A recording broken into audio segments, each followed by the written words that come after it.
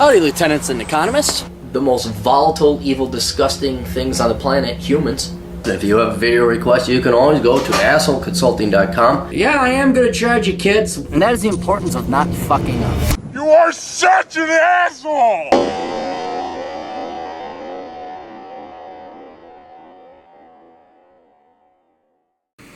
Hello, children, the old captain here. I'm going to help you. I'm going to help society. I'm going to advance society. Oh, woe is Cappy. If only society would listen to him, they'd do something. I'm going to tell you why reading is a waste of time. Oh, no, it's not.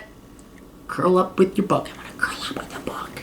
Give you a little snuggly blanket. Have you a little coffee or hot coffee. Curl up with the book. I'm going to tell you why you are wasting your time. The point of reading is to consume information. Now, what this information, it depends. It could be mandated reading in your schools because you got to write a book report and they make you read the most boring of books ever. It could be for joy and enjoyment. You love reading because you're one of those weird, I just like to curl up on a book. How do you curl up with you? You're not hugging it. You got to look at. You don't curl. You don't spoon it. You don't worry about paper cuts. It could be for intellectual interest and all that. That is the purpose of reading, is to consume literature, be it fictional, non-fictional, whatever. It is to gain knowledge, gain information, or just enjoy fiction or intellectual stimulation. The problem with reading is it is outdated. It's gone, it's done, it's over with, and I shall show you, actually, it's over here. I shall show you why. Okay. Two things have occurred recently in the grand scheme of human. There's these things, they're called headphones. Don't know if you heard of them. And then there's these things, they're called smartphones. And even before this, the predecessor or the prototype of this was called the MP3 player. Now, hear me out, okay? Hang on. I can even do it. I don't even think I got a book around, because reading is a waste of. Hang on, actually, I've got some books over here. Let's take a book I thoroughly enjoy. Well, okay, we can't do that one. That's a comic book. That doesn't make sense.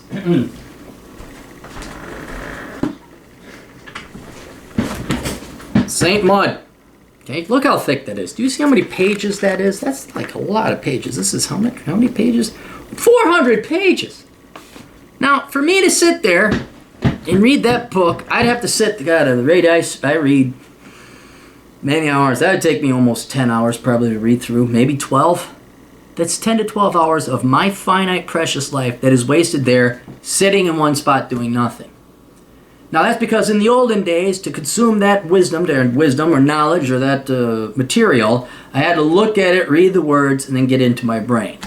Now, you put on these things, you download St. Mud on this little devicey poo that you have, and you can do it. I know you baby boomers who don't know how to use Excel. You can figure this out. Even you can figure this out. And then you hit a play button and watch.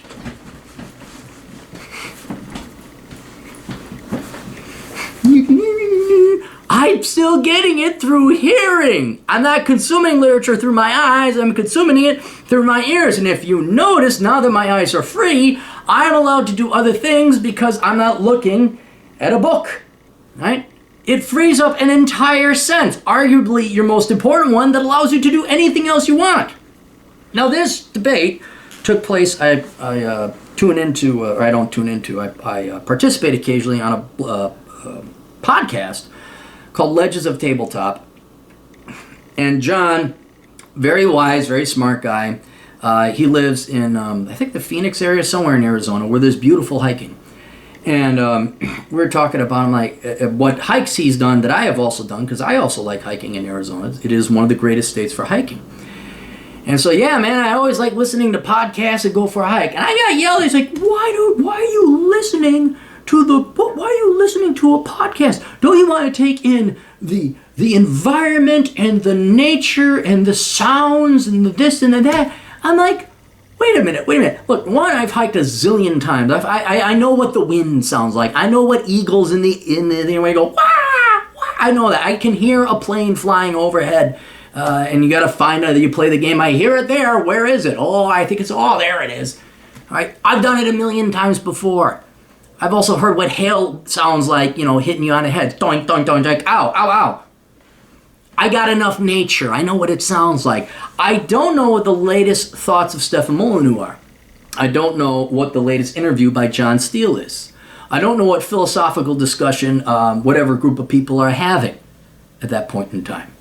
All right? That's new. That's stimulating. And what I do is I basically save, depending on how much you like to read and how much information you like to consume, I would say years of my life. Not sitting and consuming wisdom, knowledge, entertainment, fiction, literature via this method, but by doing it via this method. Because now I can get exercise, I could go for a hike, I can, anything that doesn't require a lot of thought, I can drive across the country, listening to this, and taking in more wisdom while doing something else.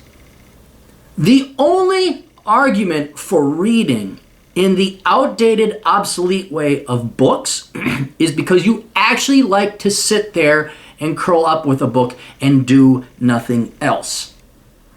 That's the only way. I don't say, it's not my opinion, it's incredibly inefficient. It is incredibly inefficient because you could be doing two things at the same time. Cooking, working out, anything. So the only way is that it is worth you sacrificing that many hours of your life doing something that is outdated that could now with today's technology be done while it allows you to do something else, yet get the same amount of wisdom, the same final product in your head. You must really, really, really enjoy the act of holding a physical book. And maybe you and the baby boomers who still collect papers, physical newspapers, and I read the paper. I want to know what happened 48 hours ago. Oh, Ma, President Trump, he said Trump got elected. Did you hear that, Ma? If you want to be that, okay, get your New York Times and read the physical paper and have your coffee and collect your Social Security check. In the meantime, admittedly, I'm being part ass, but I can't. This is economically true. You're wasting your time reading. You're not going to become, no one's going to become illiterate. We got to read the internet. You got to read for work. There's signs. It's practically impossible to be illiterate today. All right, so it's not like, well, if we didn't read books, we'd be illiterate. No, you wouldn't. You got to read, you should read some books as a kid. You'll learn, you're going to read, you're going to learn to type. All right? But if you want to consume literature, wisdom, philosophy, fiction, whatever else, this is the way to go because it allows you to do so much more, right? This is an outdated time sink that is going to cost you, depending on how much you like to read, a lot of your life and time that could be spent otherwise more efficiently. So that's why reading, it is a waste of time. It is. Listening to audiobooks or podcasts is not. Speaking of podcasts, you might like to, you may disagree, but admit it now, you're intellectually stimulated and you weren't reading, you were watching. Or you could download podcasts like the Clary podcast or the Older Brother podcast and be equally agitated yet intellectually stimulated while doing this. Or cooking or something else productive. You could tune into that podcast. They're my podcasts. You might like them. All right, anyway, that's why I'm right and you're wrong about reading, and reading is a waste of time. We'll see you kids later. Toodles.